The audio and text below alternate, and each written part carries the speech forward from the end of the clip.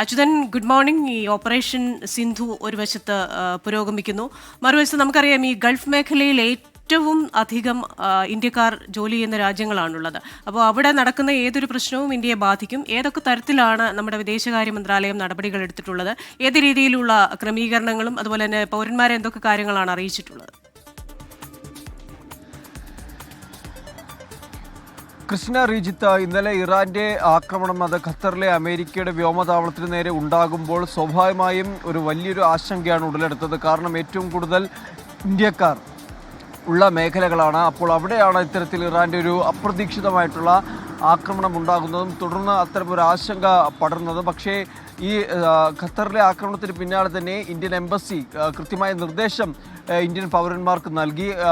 അവരവരുടെ വസതികളിൽ തന്നെ സുരക്ഷിതമായ ഇടങ്ങളിൽ തന്നെ കഴിയണം എന്നുള്ള ഒരു നിർദ്ദേശം നൽകി. എല്ലാ വിവരങ്ങളും ഇതുമായി ബന്ധപ്പെട്ടിട്ടുള്ള എല്ലാ വിവരങ്ങളും ഇന്ത്യൻ എംബസിയുടെ സമൂഹമാധ്യമ അക്കൗണ്ടുകൾ വഴി പങ്കുവയ്ക്കുന്നതായിരിക്കും എന്ന് എംബസി നിർദ്ദേശം നൽകുകയുണ്ടായി. ഒപ്പം തന്നെ സാഹചര്യങ്ങൾ അതിസൂക്ഷ്മമായി തന്നെ വിദേശകാര്യ മന്ത്രാലയം നിരീക്ഷിച്ച് വരികയുമാണ്. ഒപ്പം തന്നെ ഇറാനിൽ നിന്നുള്ള ഒഴിപ്പിക്കൽ, ഇന്ത്യൻ പൗരന്മാരെ തിരികെ കൊണ്ടുവരുവാനുള്ള ഓപ്പറേഷൻ സിന്ധുവും പുരോഗമിക്കുകയാണ്. ഇന്നലെ പുലർച്ചെയും ഇറാനിൽ നിന്ന് വിമാനങ്ങൾ എത്തി. അതിലേതാണ്ട് 14ഓളം മലയാളികൾ ഉണ്ടായിരുന്നു എന്നാണ് നമുക്ക് ലഭിക്കുന്ന വിവരം. അങ്ങനെ ഈ ഓപ്പറേഷൻ സിന്ധു ഇതിൻ്റെ ഭാഗമായി നടക്കുന്നു. മറിച്ച് ഇറാൻ ഇസ്രായേലുമായുള്ള സംഘർഷം അത് പല മേഖലകളിലേക്കും കൂടി വ്യാപിക്കുന്ന തരത്തിലേക്കാണ് മാറിയത്. ഇതിനെ തുടർന്ന് ഇന്നലെ പല ഈ വ്യോമ അതിർത്തികൾ രാജ്യങ്ങൾ അടയ്ക്കുന്ന സാഹചര്യമുണ്ടായി. ഗൾഫ് രാജ്യങ്ങൾ പൂർണ്ണമായും അവരുടെ വ്യോമ അതിർത്തി അടച്ചിടുന്ന സാഹചര്യത്തിലേക്കും അത് വലിയ രീതിയിൽ വിമാനങ്ങളുടെ പ്രവർത്തനങ്ങളെ ബാധിക്കുകയുമുണ്ടായി.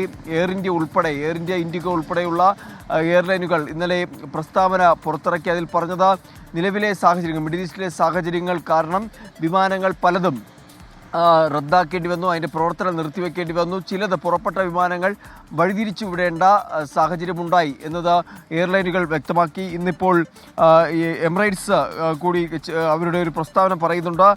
നിലവിൽ ഈ സംഘർഷ മേഖലയിൽ നിന്ന് ഒഴിവാക്കിക്കൊണ്ട് മറ്റ് ഇടങ്ങളിലേക്ക് വിമാന സർവീസുകൾ ഉണ്ടാകും എന്നത് എമിറേറ്റ്സ് അറിയിക്കുന്നുണ്ട്. ഒപ്പം ഖത്തറിൽ ഇന്നലെ വ്യോമാതിർത്തി അടച്ചിരുന്നു. ആ വ്യോമാതിർത്തി തുറന്നു എന്നാണ് അറിയിക്കുന്നത്. വിമാന സർവീസുകൾ പുനഃസ്ഥാപിച്ചതായി ഖത്തർ എയർവേസും അറിയിക്കുന്നുണ്ട്. അങ്ങനെ നിലവിൽ ഇന്നലെ ഉടലെടുത്ത ആശങ്കപ്പെടുത്തുന്ന സാഹചര്യം അതിൽ നിന്നൊരു ഒരല്പം ആശ്വസിക്കാവുന്ന രീതിയിലേക്ക് കാര്യങ്ങൾ മാറി എന്ന് വേണം കരുതാൻ. നിലവിൽ ഈ വ്യോമാതിർത്തികൾ തുറന്നിരിക്കുന്നു. യാത്രയെ ബുദ്ധിമുട്ടിലാക്കിക്കൊണ്ടായിരുന്നു സാഹചര്യങ്ങൾ മാറിയത്. ഒപ്പം ഈ ഗൾഫ് രാജ്യങ്ങളിലെ ഇന്ത്യൻ പൗരന്മാരെ കൂടി ആശങ്കയിലാക്കുന്ന സാഹചര്യമുണ്ടായതിൽ നിലവിൽ ഈ മേഖലകളിലെ സാഹചര്യങ്ങൾ സൂക്ഷ്മമായി വിദേശകാര്യ മന്ത്രാലയം നിരീക്ഷിച്ചു വരികയാണ്.